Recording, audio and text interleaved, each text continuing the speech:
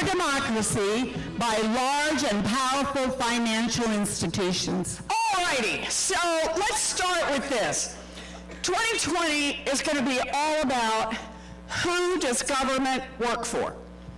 By the way, we have government right now. It works great. It works fabulously for giant drug companies, just not for people who are trying to get a prescription filled. We have a government that works great for those who want to invest in private prisons and private detention centers, just not for the people whose lives are torn apart by them.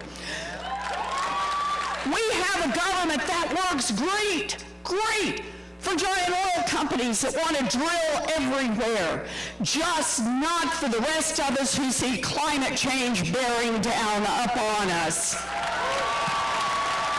When you see a government that works great for those at the top and not for the rest of America, that is corruption pure and simple, and you need to call it out for what it is. And I got a plan for that. Good. I have the biggest anti-corruption plan since Watergate. That's the good news. Here's the bad news. We need the biggest anti-corruption plan since Watergate. Money has flowed through every part of Washington. So this plan has lots of parts. Let me just tell you a couple. End lobbying as we know it. Yep.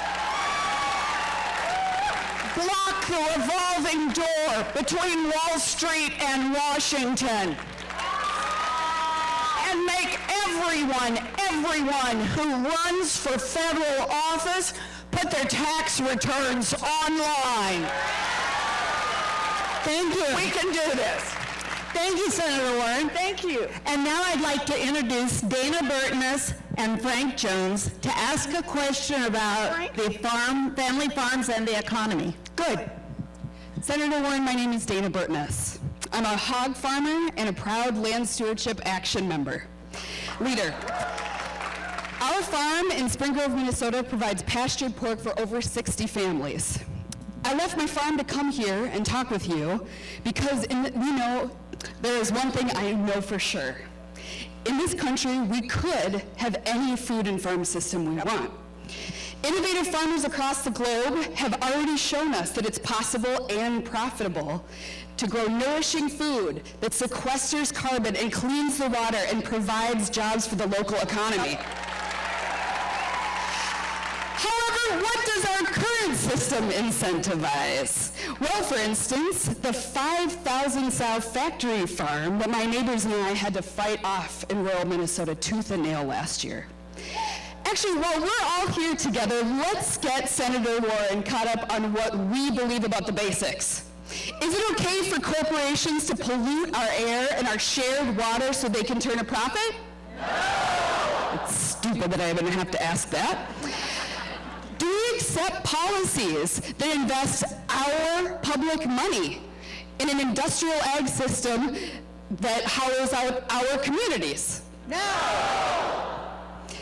So when you hear from the big ag and the commodity groups who want to maintain the status quo and offer up crumbs, I want you to hear our voices in your bones. Screw the crumbs. We the people deserve an ag system that works for us and the land, and there's no reason why we can't have one. Yep.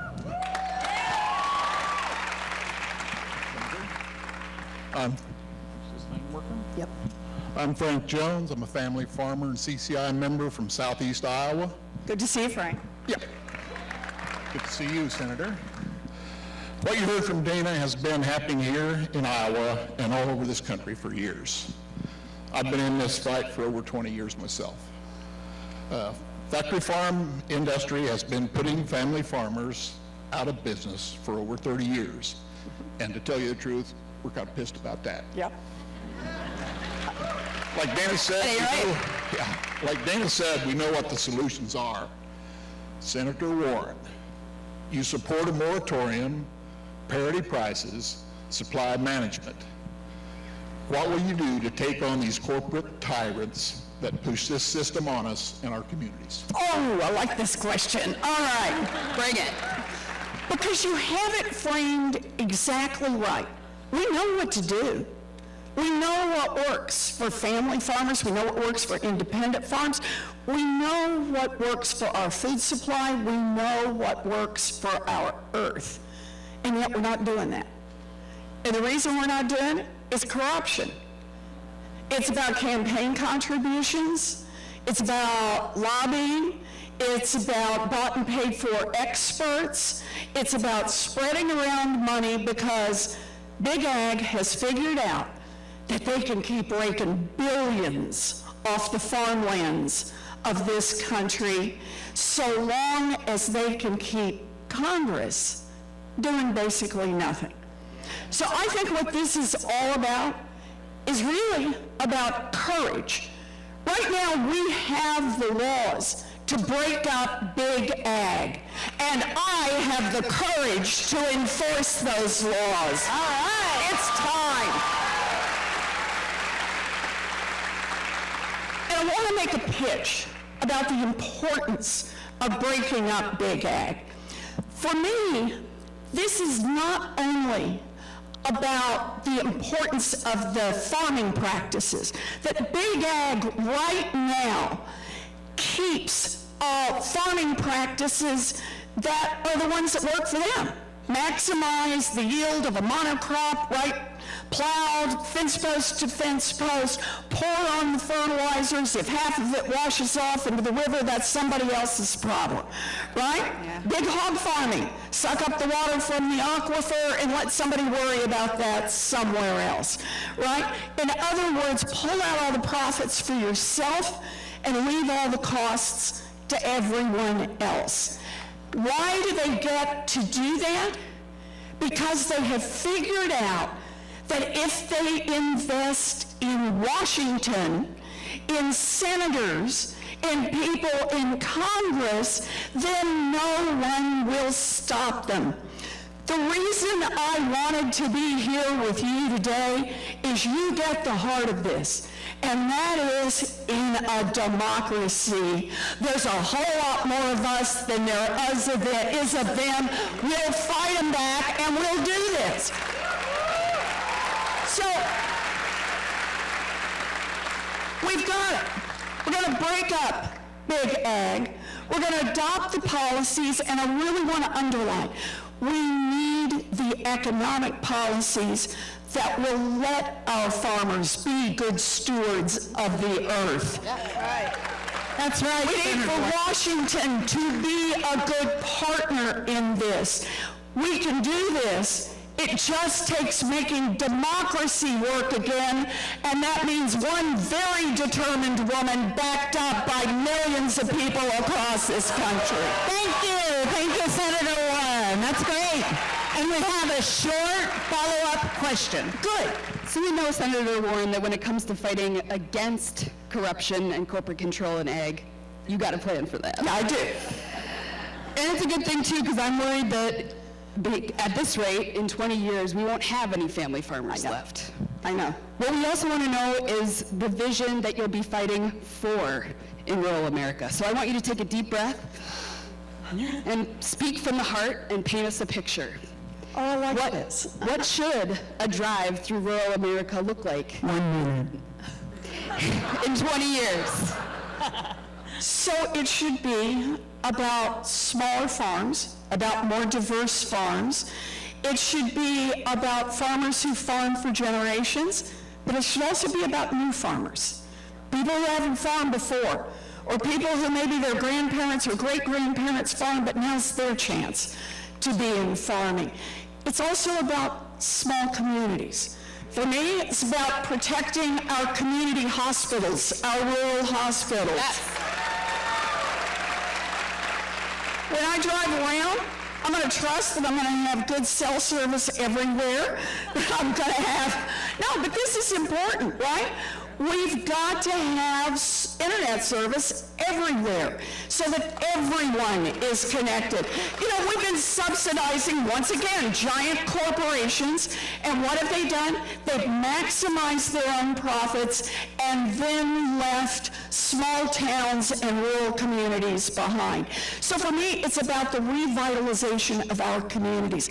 When young people don't have student loan debt, they can afford to move back home. And when we invest in childcare, it will be in small communities as well as urban centers. And we'll have to stop this. Oh no! This is a good picture. It's good to see you. Keep this up.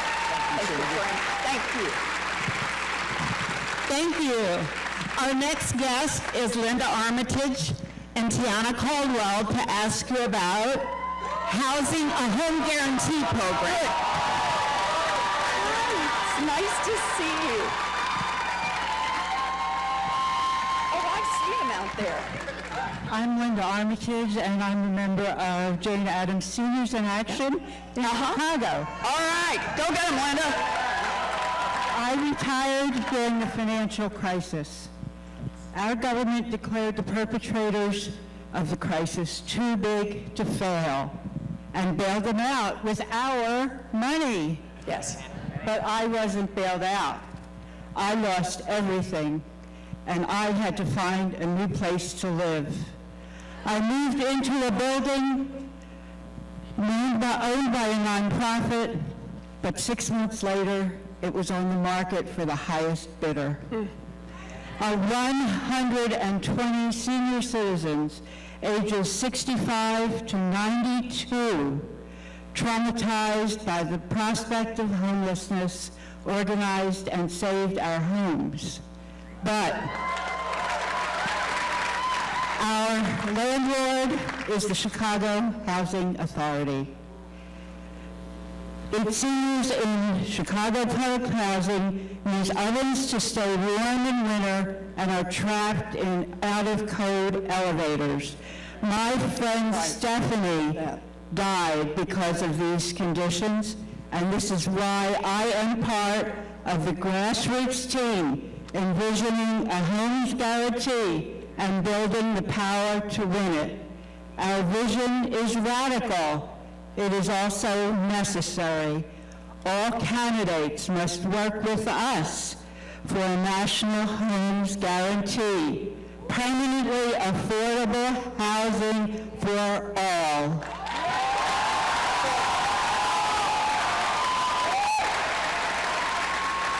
I'm Tiana Caldwell, a leader with Kansas City Tenants in Action. Last spring we were evicted after I was diagnosed with ovarian cancer and fell behind on the rent.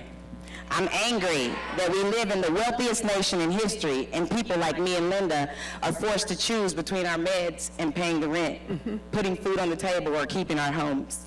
Incrementalism is dead. I need a homes guarantee. Yep. Senator Warren, will you commit to a homes guarantee that includes 12 million new social housing units, massive reinvestment in public housing, a national tenant bill of rights, including universal rent control, and a commitment to end homelessness and the commodification of housing once and for all?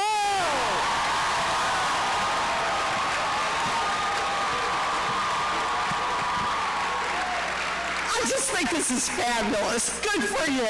I am so glad you are in this fight. So let's talk about housing, because I got a housing plan that I want a chance to talk about. And I know I have to watch my time here. So let me start. I've got a housing plan that starts out with 3.2 million new housing units in America, and they're all paid for. So I got a way to do this, okay? That's what the plan starts with. This is housing for working families, for the working poor, for the poor, for the homeless, for seniors who want to age in place, for people with disabilities. It is to expand our housing supply in America. It's for urban areas, it's for rural areas, it's for small towns and big cities, because we need more housing in America. That's part one. We also need to address head-on how housing policy has expanded a racial wealth gap in America. And I've got a plan that addresses it head on. So Here's how it works. For generations, home ownership has been the #1 way that middle class and working families have built up wealth. They buy an asset, it appreciates over time. #1 retirement plan, try to pay off your house, live in your home. If grandma and grandpa can make it through, and when they pass on, they pass that house to the next generation, and that's how generation after generation gets wealthier. What happened in America, it should be no surprise to anyone. Our federal government, decade after decade after decade, subsidized the purchase of housing for white people. And for people of color, discriminated. It was called redlining. That is what created a black-white wealth gap in America. And that was legal up through the 1960s, and the impact of it is still felt today. So my housing plan attacks that problem head-on and says anyone who lives in a formerly redlined area or who lost a home during the crash when communities of color were targeted for the worst mortgages and the worst foreclosure practices will have homeownership buying assistance. So they get an opportunity to move into their own homes. One more quick, I know you want to hold me on time here, is to talk about the importance of tenant protections.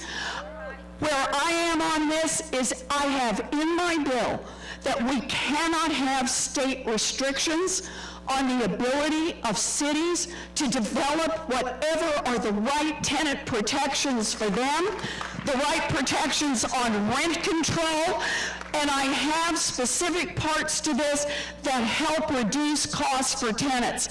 I understand the importance of housing for everyone, for those who own their homes, for those who rent their spaces. Housing is a basic human right, and I got a plan to make sure everyone gets it. Good. Thank you. Good. Let's have a quick follow-up question. Thank you, Senator.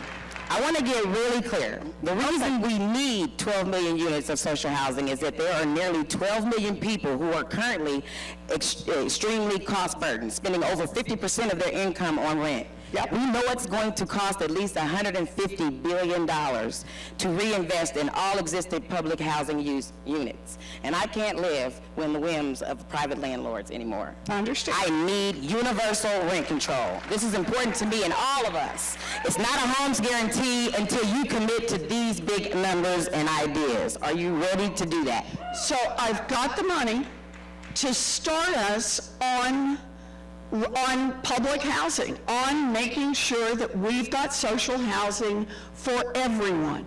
And I've got it paid for, a way to put money in. I also believe when we talk about rent control, that what we have to do is this varies from community to community. What I want to make sure is no one can prohibit communities from developing the rent control plans that work for them. Writing a rent control plan in Washington may work for Chicago, but it's not going to work for Iowa City, or it may not work for Dallas. What I want to see, and I have in my plan, is protection so that every community empowers its tenants to be able to write the rent control plan that works for them. Thank you. Works. Thank you. Thank you so much. Thank you. It's good to see you. Thank you. And now Terrence Wise will talk to you about workers' rights. I'm ready. Good to see you. Good to see you again. Good afternoon, everyone. Senator Warren, good to see you, Good to President see you, again. Terrence. My name is Terrence Wise, and I'm a fast food worker from Kansas City, Missouri. Woohoo! Kansas City. And I'm a McDonald's worker, a father of 3, and a leader in the Fight for 15 in the union movement. And Senator Warren, I want to share a story with you about a moment in our movement from a few summers ago. Okay. You know, fast food workers packed the chambers of City Hall in downtown Kansas City, y'all, and we were preparing for a historic vote. And right outside of City Hall, Senator Warren, you could see our tents that are still set up We camped outside for a week. We fasted on the steps of City Hall, and inside it was quiet. We were preparing for a vote, and the vote went, and it passed 12-1.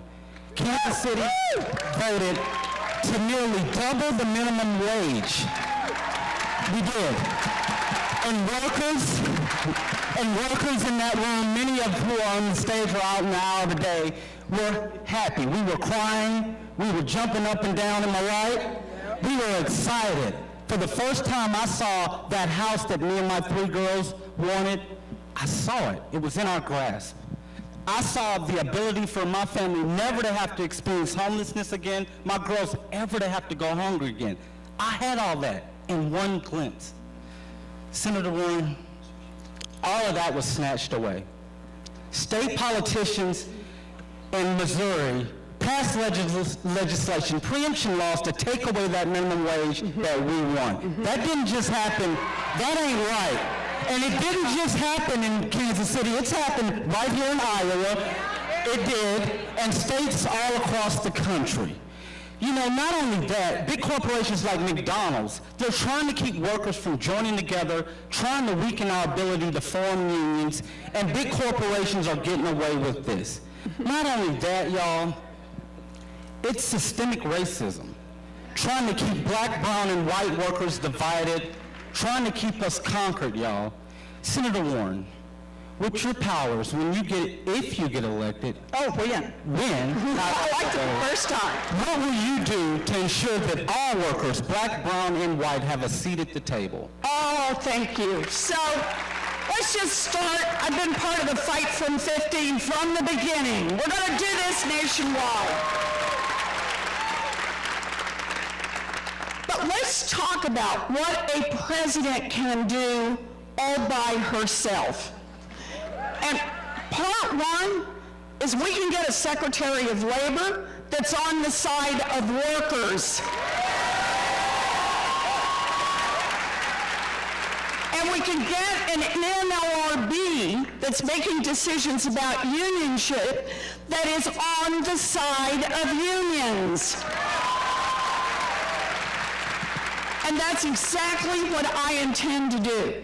As you know, in the final years of the Obama administration, we had the decisions, and they were coming down to say that McDonald's was a single employer, and that meant you could unionize all the way across, make a huge difference for fast food workers.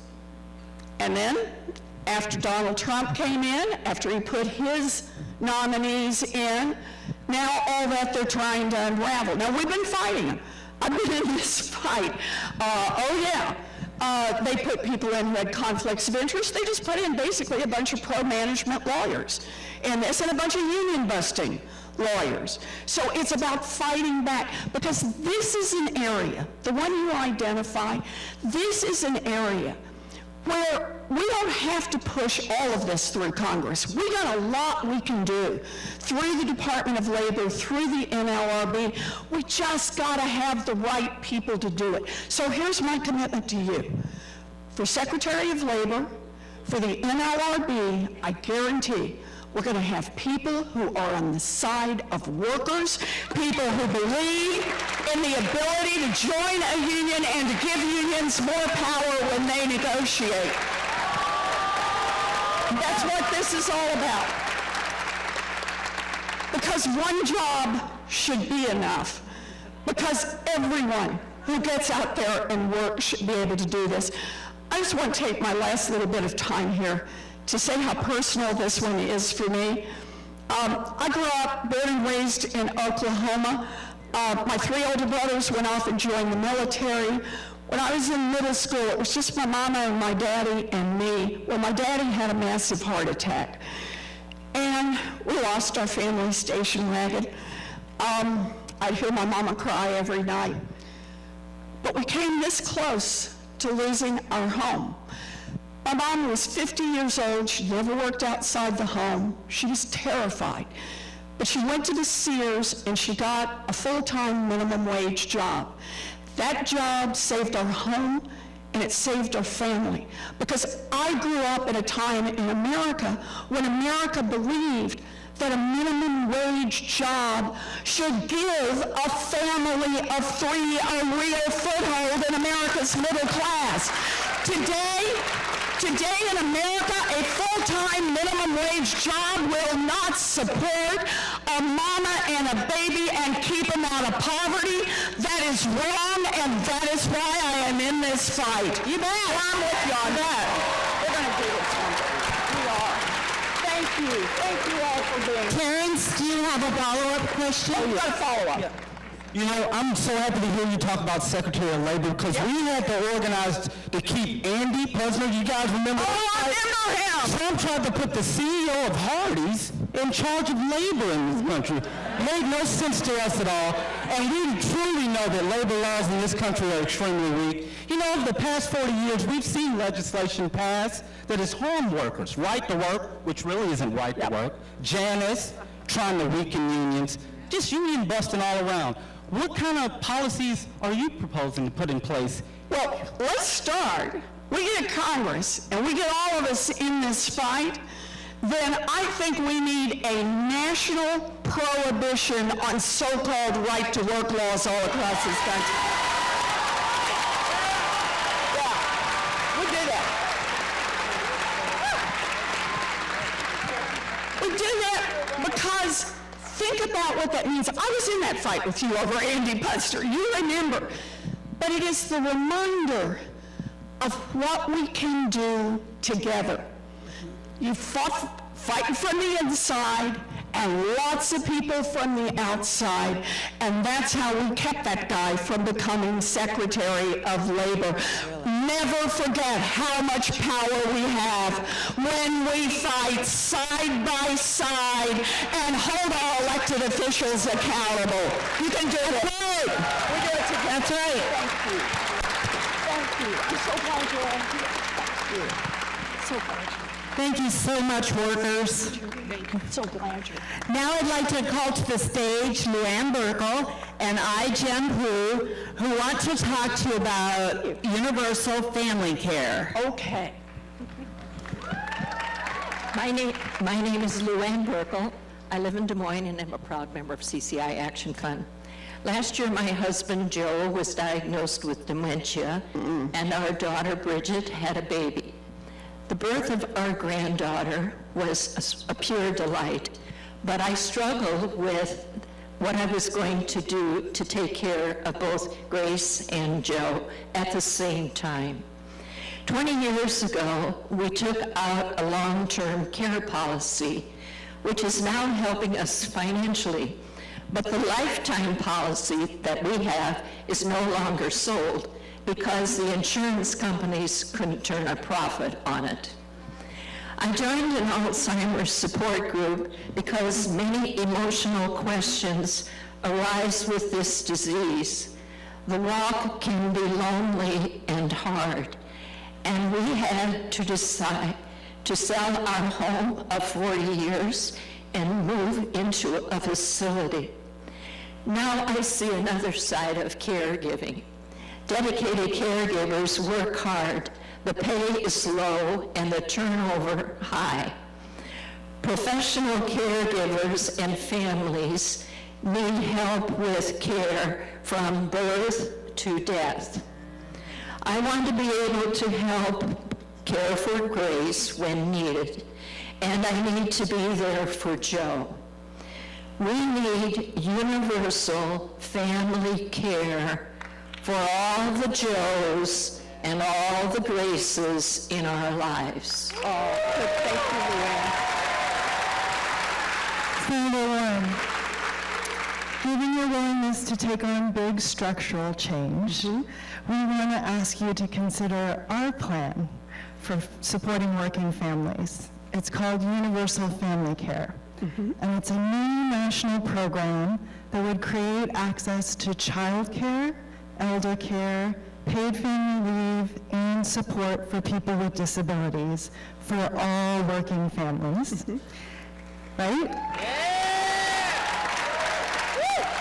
And it's a plan that would put enough money in the system so that we could actually pay professional caregivers a living wage. Will you support universal family care? So I want to start, if I can, with a wealth tax. It's time in America for a wealth tax. This is a tax on fortunes above $50 million. Your first $50 million is free and clear, but your $50 million from first dollar, you got to pitch in 2 cents, and 2 cents for every dollar after that. And I just want to talk to people about what we can do for 2 cents and what I propose we do. We can pay for child care, universal child care for every baby in this country age 0 to 5. I've got it. I already got that plan. Universal pre-K for every 3-year-old and 4-year-old in this country. And raise the wages of every preschool teacher and child care worker in America. Now, there's more to this plan. It also has universal college. It has leveling the playing field so that we invest $50 billion in historically black colleges and universities. And cancel student loan debt for about 95% of the folks who've got student loan debt. So we got the baby part of this. The rest of it, I have just put out a proposal to add $200 to every Social Security check in this country, $200 for everybody, this is a month, $200 a month for everybody who collects disability in this country, and to extend the life of our Social Security system so that it's good for another into the 2050s. I see this. I'm still working on all the pieces. We're going to work on the family leave part of this, but I see this as a question of our values. We can decide it's more important to leave 2 cents with the top 0.1% in America, or we can decide to invest that 2 cents in Grace and Joe and all the rest of our families. I'm with Grace and Joe on this one. Thank you. A quick follow-up there. Sure. We're concerned about the way that many of these programs get pitted against each other. Yep. So child care or family leave or elder care when families need all of it. How do we prevent these programs from getting pitted against each other? I think the way we do that is we have independent funding for them. And that's why I've done it exactly this way. The reason I started, when you asked me a question about child care, that I actually started with a wealth tax, is I want you to understand how real this is. And when we get that 2 cents, that produces enough money. Go check the math on this. It produces enough money to cover all of the programs that I identified. In fact, it produces enough money and produces a couple $100 billion more than that, which we can talk about different ways we may want to work on spending that. I did the same thing with the Social Security plan. This is not just hand-waving, because as long as you say it's out there generally and somehow we're going to tuck it into the budget, then you're exactly right. The pieces get pitted against each other. So it's been powerfully important to me that when we talk about making these changes, so we're investing in our children, so we're investing in our families, so we're investing in care. There's a clear funding stream for it, and ultimately a clear values decision to be made. Are we a country that runs only for the thinnest slice at the top, or are we a country that runs for everybody else? I want us to be the country that works for everybody else. Thank you. Thank you. Thanks so much. It's such a good question. Thank you. Thank you, that's right. Now Laurel Clinton and Chris Robinson want to talk to you about racial justice. Okay. Hi, Senator Warren. My name is Laurel Clinton. My family's lived in Des Moines for 7 generations. Wow. I have 3 brilliant, handsome sons. Ooh, the best kind. Our youngest, about 3 weeks ago, took his learner's permit. It's an emotional time for parents when our babies grow up. Oh, yeah. But I have a concern that when he gets behind the wheel, there's going to be a target on his back. Last year, my middle son was stopped by the Des Moines Police Department. He was threatened, his friend handcuffed, and they had their hands on their guns, trying to dismantle their body cams. That ain't right. That ain't right. That ain't right. Now, I don't want to be like Michael Brown's mother and Philando Castile's mother, No. or any of the countless mothers whose children didn't make it home out of routine traffic stops. That police officer is still on the force. He has a record of disproportionately targeting blacks in our community. That ain't right. The Des Moines City Council has blocked a ban to stop racial profiling in our city. So that police officer can still target young men like my son. Ain't right. I want my son and everyone's sons to get home safely, to live freely, to be treated fairly. I can't childproof the world. This is why we need to end racial profiling once and for all, Senator. I agree. Thank you. Thank you, and thanks for doing this. Thank you. It's hard. Thank you. And Senator Warren, you answered our CCI action questionnaire and told us that you support our fight on Hold your mic up. the ban on racial profiling. And here in Des Moines, can you explain how you as president would help us here in Des Moines stop racial profiling with the power of the federal government by empowering local communities? Okay, so thank you, and I know what you mean about being a mama and sending them out there. So we have a criminal justice system that needs reform throughout. Yeah. A criminal justice system that has locked up far too many people of color, and that has broken lives and broken communities. And race cuts right through the center of this. And we're not going to make this any better by ignoring that. If I can, I just want to say one thing about what we know. Study after study after study shows that for the exact same crimes, African Americans are more likely to be arrested, more likely to be detained, more likely to be taken to trial, more likely to be wrongfully convicted, and more likely to receive harsher sentences. Race cuts through this system, and we need to attack these issues head on. You asked specifically about profiling, and you're right to ask about it, and what can the federal government do? And the answer is, the federal government has a couple of tools. The first one is, how about if we have a Department of Justice that is actually on the side of the people who are being profiled? Yep. So there's part one. We get the right people at the Department of Justice and we empower them to do their work. But also, in my criminal justice reform plan, a part of this is, let's develop best practices. Let's get out there, let's do it with the Department of Justice, with local communities, about what best practices look like for police. And then, let's put some federal money on the table.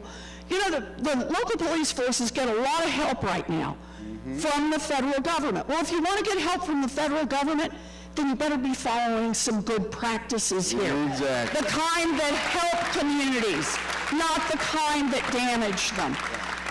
And just one more that I want to mention on this, and that is the importance of getting good information. You know, when you count it, when you collect the information about what's going on, that's when you dig out the truth and you have the power to make it public and to bring in the power of the people. So I think that's an important part too. Thank you. That's right. Also, thank you, Senator Warren. Can you tell us more about your plan to address the underlying causes of over-criminalizing? So when you talk about the underlying causes, look, it's everything from what we make illegal. But let me just start with one. Best information is that whites and people of color use marijuana at about the same rates. But people of color are about 3 to 4 times more likely to be arrested. My view on this, let's just make marijuana legal. That one goes away. I don't think I have a problem with that. You got that? But the other part is for each part of what I work on housing, on health care, on immigration, every piece that I work on. I not only think how it's working across the nation, I stop to ask the question, how does it affect people of color? What's the history behind this? Where do they stand? And on many of these plans, call out specifically that we're going to put extra money in, extra attention, change the rules, because you're not going to create a level playing field by pretending that it's already level. What we have to do is acknowledge what's broken and face it head on. All right. Thank you. Thank you. Thank you. Thank you. I love your question. And now to help you frame your closing remarks, we have Jerry Davis L. Hey, Jerry. It's nice to see you. Good afternoon, everybody. My name is Jerry Davis L. I'm a leader with the People's Lobby, a social worker, and a future candidate for office. I have experienced firsthand the injustice of our criminal injustice system. I have been left to sit in jail because of my inability to pay my bail. I left prison in 2010, having felt dehumanized while experiencing horrific and unsanitary conditions. Yep. Thank God I don't look like the hell I've been through. Furthermore, there is no true rehabilitation taking place, only warehousing of human beings who are treated as a commodity. The lasting effects of undiagnosed trauma, anxiety, recidivism, depression, and the cycles of stigma, poverty, and recidivism, along with the collateral consequences of employment, housing, and educational discrimination that returning citizens endure. The system is designed to break your spirit, but my spirit is not broken.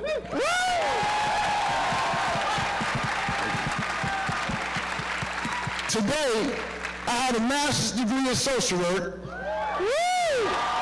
I found my passion, voice, and purpose as a leader with the People's Lobby. There are people sitting in jail because of their inability to pay bail, even without having been convicted of a crime. At the People's Lobby, I am building power to end the cash bail system in Illinois with folks like me leading the fight. That is why I plan to run for elected office. All right.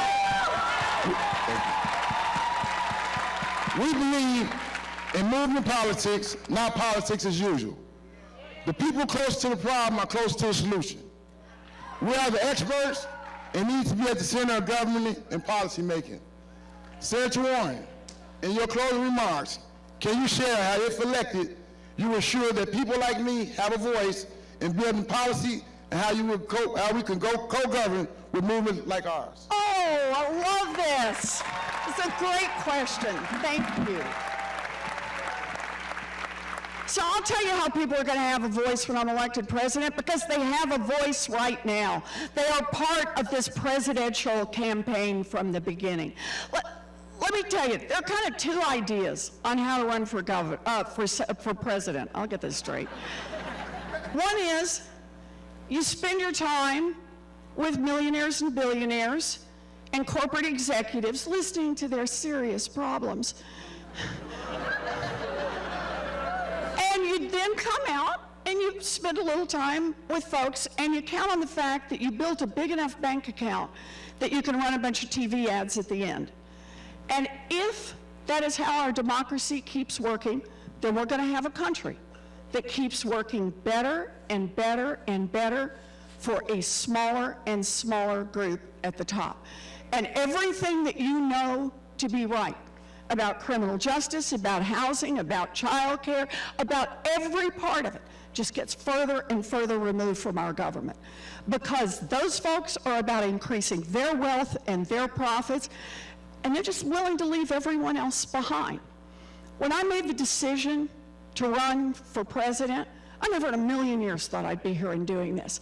I knew what I'd be fighting for, that I'd be fighting for an America that works, not just for those at the top, but works for everyone, but it was also how I would be fighting.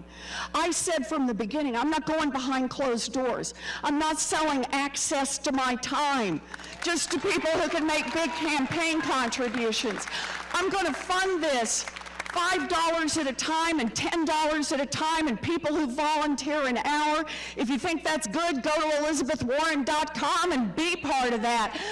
But I'm going to fund it. I'm going to make it work. The heart and soul of this campaign is people like you. And because you're the part of the heart and soul of the campaign, you'll be the heart and soul of this presidency. Thank you. Senator